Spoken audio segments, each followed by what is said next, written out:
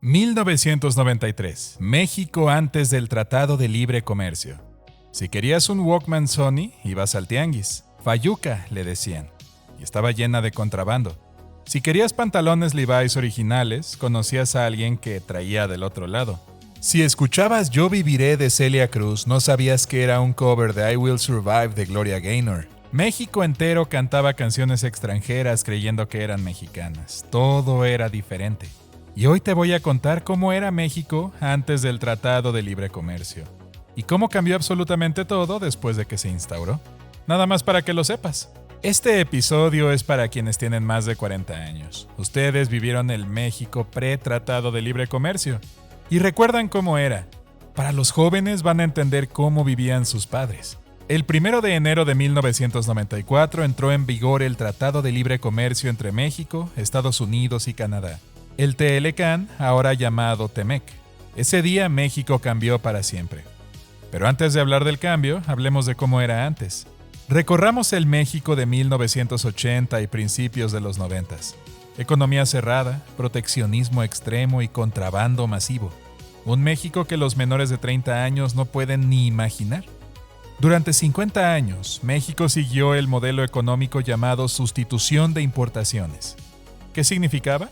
Que México fabricaría todo lo que necesitara. No importaríamos casi nada. Protegeríamos la industria nacional con aranceles altísimos. Por ejemplo, ¿querías importar un carro extranjero? Arancel del 100% o más. Un Ford de $10,000 en Estados Unidos costaba más de $20,000 en México. ¿El resultado? Solo los muy ricos compraban importado. Clase media y baja compraban nacional. El Volkswagen Sedán o el Bochito era ensamblado en Puebla. Y había Nissan Tsuru y Dodge Charger Escape. No había Honda, no había Toyota, ni mucho menos BMW. Y los que habían costaban una fortuna. No había Best Buy, no había tiendas de electrónicas con productos internacionales.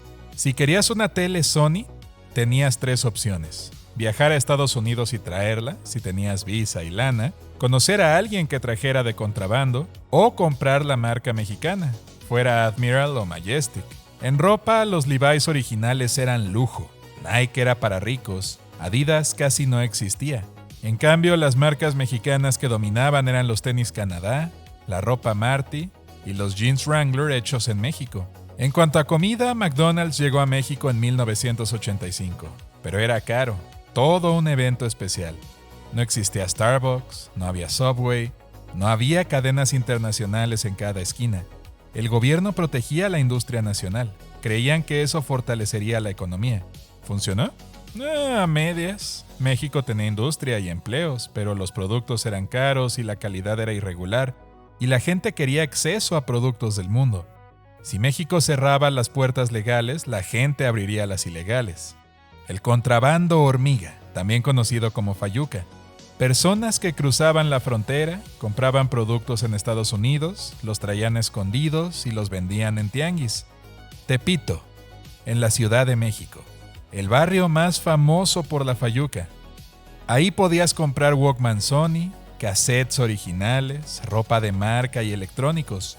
Todo sin factura, todo más barato que en tiendas oficiales, porque no pagaban impuestos. ¿Cómo funcionaba? Primero, el cruce fronterizo. Alguien viajaba a McAllen, Texas, o a Laredo, o a El Paso, compraban la mercancía y luego regresaban. Intentaban cruzar sin declarar, escondían productos, usaban muchas mañas para evitar la aduana. Y luego lo vendían.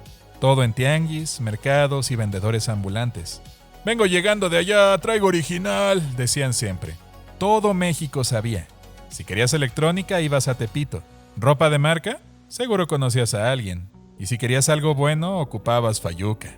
Se estima que de 30 a 40% de los electrónicos en México entre 1980 y 90 eran contrabando. Industria informal masiva. El gobierno perdía miles de millones en impuestos, pero la gente quería y necesitaba acceso a productos. Las historias comunes eran que mi tío iba a Estados Unidos cada mes y traía cosas para vender. Mi Walkman era fayuca y todos lo sabían. Los tenis Nike que usaba en la fayuca eran de Tepito. Era vida normal y no se veía como un crimen grave. Era una necesidad. El México oficial era caro. En cambio, el México informal era muy accesible. Ahora, hay una historia que poca gente conoce, pero muchas de tus canciones favoritas eran covers y no lo sabías. En el México de los 80s y 90s, la industria musical era cerrada. Las canciones extranjeras no llegaban fácil. La radio mexicana tocaba principalmente música en español. MTV llegó muy tarde a México y el internet, pues, no existía. ¿El resultado? Artistas mexicanos grababan covers de canciones extranjeras, las traducían al español y las vendían como si fueran suyas. Y nadie se daba cuenta. Por ejemplo, el grupo Menudo cantaba Fui hecho para amarte en lugar de I was made for loving you baby de Kiss.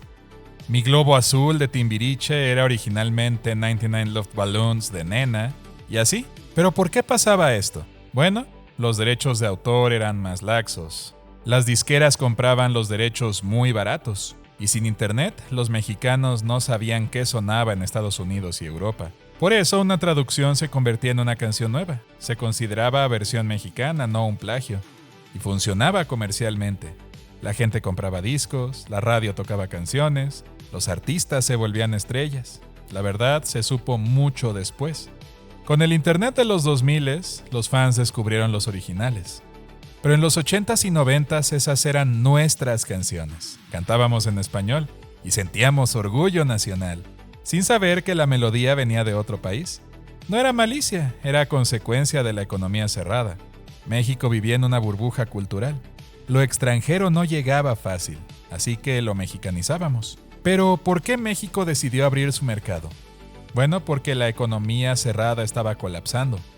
México declaró moratoria de deuda externa en el 1982. No podíamos pagar, la economía se detuvo. La inflación llegó a 100% anual. Tu dinero perdía valor cada día. El modelo de sustitución de importaciones fracasó. Productos nacionales eran muy caros. La industria no era competitiva y el contrabando era masivo. En 1988, Carlos Salinas de Gortari asume la presidencia, un economista formado en los Estados Unidos, en la prestigiosa Universidad de Harvard. Él creía en la apertura económica. Su plan fue abrir México al comercio internacional, firmar un tratado con Estados Unidos y Canadá, eliminar aranceles, permitir inversión extranjera y modernizar la economía. Se nos prometieron empleos, inversión y crecimiento y que México sería de primer mundo. Pero había oposición. Muchos mexicanos tenían miedo. Las empresas mexicanas van a quebrar, decían. Estados Unidos nos invadirá económicamente y perderemos la soberanía. Pero el 1 de enero de 1994, el Tratado de Libre Comercio entró en vigor. Ese mismo día hubo un levantamiento zapatista en Chiapas. El Ejército Zapatista de Liberación Nacional dijo: el TLC es sentencia de muerte para los indígenas. México se dividió. Unos celebraban la apertura y otros lamentaban la pérdida de protección. Y al final del día, ¿qué cambió? Pues todo. Los productos extranjeros llegaron masivamente. Walmart abrió en México, en el 91 antes del TLC, pero lo anticipó. Para 2000 había un Walmart en cada ciudad. McDonald's, Burger King, Subway en cada esquina, Best Buy, Office Depot, Costco, Home Depot, Starbucks, 7-Eleven, Toyota, Honda, BMW, Mercedes, todos a precios más accesibles sin aranceles extremos. La clase media pudo comprar carros extranjeros. Sony, Samsung y LG tenían tiendas oficiales, precios legales competitivos con la Fayuca. Tepito perdió monopolio. Nike, Adidas, Levi's en centros comerciales. Ya no necesitabas conocer a alguien que cruzara al otro lado. Los CDs importados llegaron a México. Hubo MTV en español en el 93 y después llegó el internet en el 2000. Ya no necesitábamos esos covers. Podías escuchar originales. México se volvió potencia manufacturera. Autos americanos hechos en México. Electrónicos ensamblados en México. Millones de empleos en manufactura. Pero también hubo cierre de empresas mexicanas que no pudieron competir y mucha gente migró del campo a las grandes ciudades por la agricultura golpeada. Entonces, ¿ganó México? Bueno, depende a quién le preguntes. Los ganadores, la clase media urbana con acceso a productos, la industria exportadora con empleos e inversión, y los consumidores con precios más bajos. Los perdedores fueron las pequeñas empresas nacionales que quebraron, los agricultores, que el maíz estadounidense subsidiado los destruyó, Y la cultura del hecho en México, pues muchas marcas desaparecieron. Hoy en día México es la 15ª economía mundial. El comercio con Estados Unidos son de 800,000 millones anuales, pero la desigualdad aumentó, el campo se vació y no fue el paraíso prometido, pero tampoco fue un desastre total, fue una transformación. Entonces, ¿era mejor antes? Bueno, también depende qué valores más. En el México previo al Tratado de Libre Comercio los productos eran caros, pero la industria nacional era fuerte. Había contrabando masivo, pero excelentes historias del ingenio popular. Los covers musicales existían, pero tenían cierta identidad cultural propia. Y la economía estaba cerrada, pero protegida. Después del Tratado de Libre Comercio había productos baratos, pero cierta dependencia de importaciones. Llegó el comercio legal, pero fue la muerte de pequeños negocios. Hubo acceso global a la información, pero pérdida de algunas tradiciones. Y la economía se volvió abierta, pero vulnerable. Lo cierto es que no puedes regresar. El México de los tianguis y la fayuca ya no volverá. El México de los covers musicales se quedó en el pasado. Pero podemos recordar. Recordar cuando comprar un Walkman era toda una aventura, cuando ir a Tepito era necesidad, y cuando cantábamos Fui hecho para amarte de Menudo, en lugar de I was made for loving you de Kiss. Era un México diferente, más cerrado, pero más inocente y más nuestro. La gran ironía es que hoy, en 2026, Trump amenaza con cancelar el Tratado de Libre Comercio. México nos roba nuestros empleos, dice.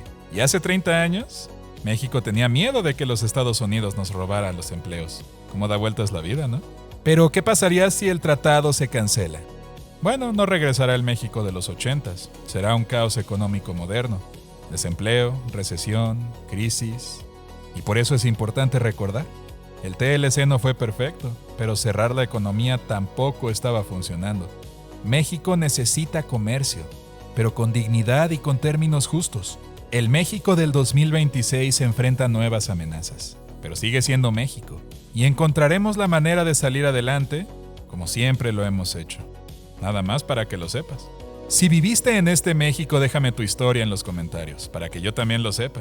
Cuéntame si comprabas en Fayuca, cuál era tu canción favorita que resultó ser un cover, y comparte este video con quien vivió ese México, para que las nuevas generaciones sepan cómo era. Y nos veremos en el próximo episodio.